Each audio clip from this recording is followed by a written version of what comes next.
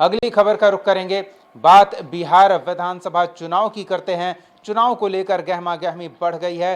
निर्वाचन आयोग के अधिकारी पहुंचे हैं और वो राजनीतिक दलों के साथ साथ प्रशासनिक अधिकारियों के साथ भी बैठक कर चुनाव की तैयारियों का जायजा ले रहे हैं। इस बीच राजनीतिक दलों की ओर से कई सुझाव निर्वाचन आयोग के अधिकारी को दिए गए हैं। उन सुझावों के बारे में पहले आपको अलग अलग दलों के नेताओं की प्रतिक्रिया सुनाते हैं और फिर इसमें क्या खास है इस पर हम बातचीत करेंगे। सुनिए पहले।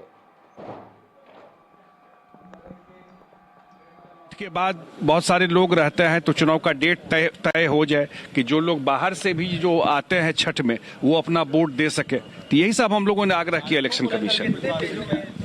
अब ये तो इलेक्शन कमीशन तय करेगा, लेकिन हम लोगों ने एक फेज कहा है। हम लोगों ने एक फेज के लिए सुझाव दिया है कि एक फेज में चुनाव बिहार में हो, क्योंकि बिहार में कानून व्यवस्था दुरुस्त है, कोई नक्सलिज्म का इशू नहीं है।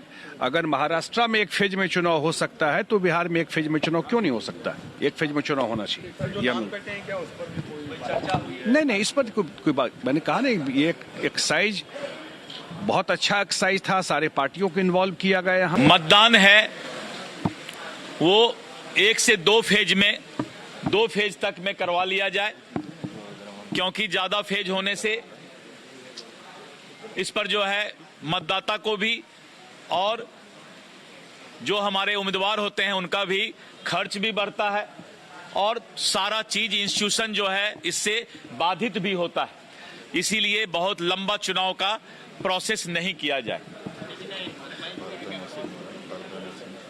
और हम लोगों ने कहा है कि जो भी महिलाएं या पुरुष वोट डालने जाते हैं, विशेष करके महिलाएं, उनको जो है पूरा सुरक्षा प्रदान किया जाए और जो पर्दा नशीन औरतें हैं उनका भी महिलाओं के द्वारा वोटर कार्ड के माध्यम से चेहरे का मिलान जरूर कराया जाए, जिससे क्या कि जेन्युइन वोटर को वोट डालने का अधिकार मिल सके।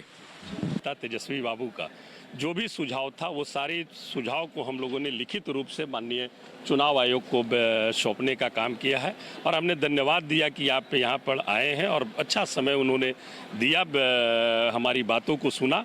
और मैं समझता हूँ कि जो भी सुझाव हमने दिया है उस तो निश्चित तौर पर आश्वासन दिया है कि हम रूप से कौन मुख्य रूप से जो 3,66,000 जो वोटर लिस्ट में जो नाम काटा गया उस पर हमने सुझाव दिया कि इसकी लिस्ट एक जारी होनी चाहिए। 17C जो फॉर्म है, 17C फॉर्म को जो पोलिंग एजेंट को मिलता है, अगर पोलिंग एजेंट नहीं रहे तो वहाँ के प्रत्याशी को सौंपा जाए। संवेदनशील जो बूथें हैं उस बूथों पर विशेष ध्यान देने की आवश्यकता हो। वही पुराना वाला ही है, लेकिन हम लोग अपनी बात रखे हैं। पहली बात की जो 3,66,000 लोगों के जो नाम कटे हैं नए, तो हम लोगों ने कहा कि इसको भी पुराने जो 65 लाख को जिस तरह से सार्वजनिक किया गया था किया जाए।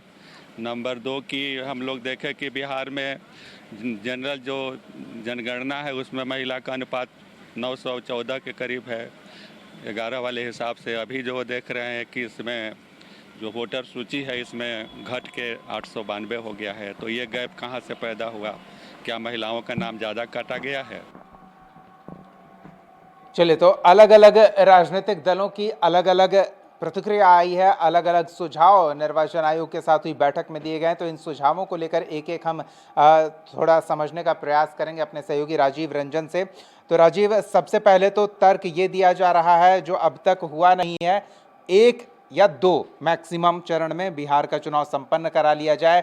और ये भी कहा जा रहा है कि जब महाराष्ट्र में एक चरण में संपन्न हो सकता है तो बिहार में क्यों नहीं? तो ये कम से कम चरणों में चुनाव कराने को लेकर क्या बातें हो रही है? जी देखिए, पहला बात है कि जदयू के तरफ से राष्ट्रीय कार्यकारी अध्यक्ष गए थे, उस मीटिंग में बैठे थे और उन्होंने जो बात बताई है कि जब 288 सीटों वाले महाराष्ट्र में एक चरण में चुनाव हो सकता है तो बिहार में कानून व्यवस्था इतनी अच्छी है कि यहाँ भी एक चरण में चुनाव होने चाहिए। उनका ये सुझाव था जदयू के तरफ से। भाजपा के तरफ से जो दिलीप जायसवाल गए थे तो उनका सुझाव था कि 1 या ज़्यादा से ज़्यादा 2 चरणों में चुनाव कराया जाए। लेकिन उनके एक सहयोगी दल है लोजपा रामविलास यानी चिराग पासवान की पार्टी, उनका सुझाव है कि 3 चरणों में चुनाव होने चाहिए। माले की बात कर लें तो उनका भी कहना है कि 2 चरण में चुनाव हो, एक में हो तो और अच्छा है। इससे क्या होगा कि संसाधन, पैसे, समय सबकी बचत होगी। वहीं राजद का कहना है कि हम लोगों ने भी जो पक्ष रखा है उसके अनुसार 1 या 2 चरण में, तो कुल मिलाकर के जितनी पार्टियां गई थी उनमें मुख्य पार्टियों के द्वारा यह सुझाव दिया गया है 1 या 2 चरणों में चुनाव होने चाहिए। और मुझे लगता है कि जिस तरह की तैयारी है, जदयू के एक राष्ट्रीय कार्यकारी अध्यक्ष ने यह भी सुझाव दिया कि छठ के बाद का चुनाव तिथि तय किया जाए। उसके पीछे उन्होंने रीजन बताया कि छठ में जिले के बाहर रहने वाले लोग, राज्य के बाहर तो छोड़ दीजिए, जिले के बाहर रहने वाले लोग भी अपने घर पे, अपने जिले में आ जाते हैं। तो क्या होगा कि वोटिंग प्रतिशत बढ़ेगा, मतदाताओं का रुझान पता चलेगा, मतदाता जो जिनका सरकार बनाना चाहते हैं उनके लिए मतदान करेंगे और ज़्यादा से ज़्यादा मतदान करेंगे। और जो कि निर्वाचन आयोग का मंशा भी है और वो उसके लिए प्रयासरत भी है कि ज़्यादा से ज़्यादा मतदाताओं को बूथ तक लाए और मतदान करवाएं। तो ये जदयू का पक्ष था। तो सब मिलाकर के सभी ने एक ही बात कहा कि 1 या 2 चरणों में चुनाव होने चाहिए। और ये मुझे लगता है कि इस बात को देखते हुए चुनाव आयोग भी मन बना रखा होगा कि 1 या 2 चरणों में चुनाव होगा। चलिए अब दूसरे पहलू पर जाते हैं। दूसरा पहलू है दलित बहुल इलाकों में पारामिलिट्री फोर्स की तैनाती की जाए ताकि उन्हें दबाव में न लिया जाए। दलित वोट बैंक सबसे बड़ा एकमुश्त वोट बैंक है और सभी चाहते हैं कि वो उनके साथ जुड़े। तो अब बड़ा सवाल यह है कि आज के समय में भी कौन है जो किसी समुदाय को डरा धमका सकता है, उसे वोट न देने को लेकर दबाव बना सकता है ताकि पैरामिलिट्री फोर्स की तैनाती की मांग हो रही है। तो इस तरह के भी सवाल उठ रहे हैं। देखिए, ये सवाल उठाए गए हैं भाजपा की तरफ से। भाजपा के दिलीप जायसवाल जब मीडिया से बात कर रहे थे तो उन्होंने कहा कि चुनाव निर्वाचन आयोग को हम लोगों ने एक सुझाव दिया है और कहा है कि जहां दलित कमजोर तबके के लोग रहते हैं जो कि वोट देने से वंचित होते रहे हैं, हाल के दिनों में उन पर बहुत काम हुए हैं, सरकार ने काम किया है, लेकिन चुनाव आयोग को उनके अंदर जो खौफ है, उनके अंदर जो जिस तरह का दबाव है, उसको कम करने के लिए सबसे पहले पैरामिलिट्री फोर्स को बुला करके उनको मार्च करवाना चाहिए उनके क्षेत्रों में और कुछ दिन पहले से वहाँ डिपोट कर देना चाहिए कि उनके मन से डर हट जाए और वो बूथ तक पहुँच सके। यही बात आरजेडी ने भी कही है। आरजेडी के अभय कुशवाहा निकले तो मैंने उनसे 1 to 1 बात किया तो उनका कहना था कि मैंने सुझाव दिया है कि दलित बस्ती में या कमज़ोर तबके के लोग जहां हैं वहां उनको वोट दिलाने में हर सहयोग करना चाहिए और पैरामिलिट्री फोर्स को वहां लगाया जाना चाहिए कि वो आराम से बूथ तक जाएं और मतदान कर सके। लेकिन यहाँ देखिए 2 तरह की बात है। भाजपा और एनडीए हमेशा आरोप लगाते हैं कि महागठबंधन के नेता, खास करके राजद के नेताओं के द्वारा दलित, अति पिछड़े और कमजोर वर्गों को बूथ तक नहीं जाने दिया जाता था। अब धीरे धीरे वो सिनारियो बदल रहा है, अब वो लोग बूथ तक जा रहे हैं, लेकिन इस बार ऐसी स्थिति ला देनी है कि वो पूरी तरह से बूथ पे जाए।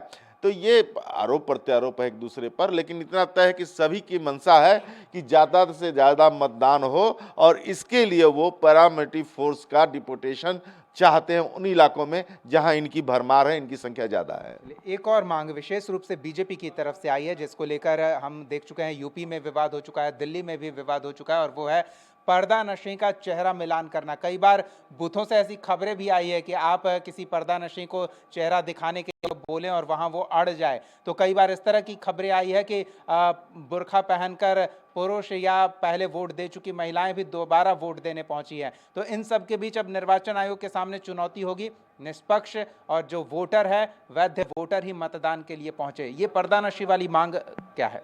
देखिए, ये भाजपा के प्रदेश अध्यक्ष द्वारा उठाया गया है चुनाव आयोग के सामने। उनका कहना है कि पर्दानशी महिलाओं का चेहरा और उनका वोटर आईडी या जो भी है उससे आईडी जो है उससे मिलान कराने के लिए हर बूथ पर एक महिला, जहां इनकी संख्या बहुलता है वहां एक महिला पदाधिकारी यानी मतदान कर्मी को रखा जाए, क्योंकि ये विवाद का विषय होता रहा है। अभी आपने जिस तर्क बात कही कि यूपी, दिल्ली वगैरह में बुर्का उठाने को लेकर के कितना विवाद हुआ, लेकिन भाई पहचान तो देना पड़ेगा और पहचान देने के लिए भाजपा ने ये बात कही है कि आप वहाँ एक महिला मतदान कर्मी को जरूर लगाइए जहाँ पे ये अल्पसंख्यक महिलाओं की संख्या ज़्यादा है, तो ये इनकी मांग है। लेकिन राजद के तरफ से यह पलटवार किया गया है। राजद के अभय कुशवाहा ने कहा बाहर निकलते ही कि इन्होंने मांग रखी थी, ये लोग राजनीति करते हैं और ये वोटों का ध्रुवीकरण करना चाहते हैं, मुस्लिम हिंदू ये वो कर करके। तो लेकिन ये चीज़ तो है, मुझे जहाँ तक जानकारी के कि नहीं, जैसे क्या है कि जो आरोप लगते रहे हैं बुर्का को लेकर के, हालांकि बुर्का शब्द डॉक्टर दिलीप जायसवाल जो हैं भाजपा के प्रदेश है, उन्होंने ये नहीं बोला, पर्दा नशी बोला। तो वो चीज़ है कि उस महिला का कहीं ना कहीं से आइडेंटिफिकेशन होना चाहिए कि जो मतदान करने आ रही है पर्दा नशी है, चेहरा आखिर नहीं दिखेगा। तो भाई ये आपने कहा हर जगह ये बातें आती हैं कि एक महिला 2-2 बार 3-3 बार आकर के बुर्के में आकर के किसी के नाम पर वोट डाल देती है। तो वो चीज़ बचने के लिए भाजपा के तरफ सवाल उठाए गए हैं और उसके लिए एक मतदाता कर्मी महिला जो है उसको लगाने की बात हुई है। लेकिन राजद के तरफ से ये कहा जा रहा है कि ये ध्रुवीकरण की राजनीति करने के लिए इस तरह के बातें चुनाव आयोग के सामने रखी गई है। चलिए, धन्यवाद राजीव इस तमाम बातचीत और जानकारी के लिए। तो ध्यान देने वाली बात यह है, ये राजनीति का मंच नहीं था जो राजनीति होगी। निर्वाचन आयोग की बैठक थी जिसमें उन्होंने सभी दलों से सलाह ली है, क्या उनकी शिकायत है जिसे दूर किया जाना चाहिए, वो शिकायतों को सुना गया है और उस पर समाधान चुनाव के दौरान कितना होता है ये देखने वाली बात होगी। हमारी नजर बनी रहेगी। फिलहाल न्यूज रूम लाइव में इतना ही। कशिश न्यूज पर खबरों का सिलसिला जारी रहेगा, देखते रहिए कशिश न्यूज।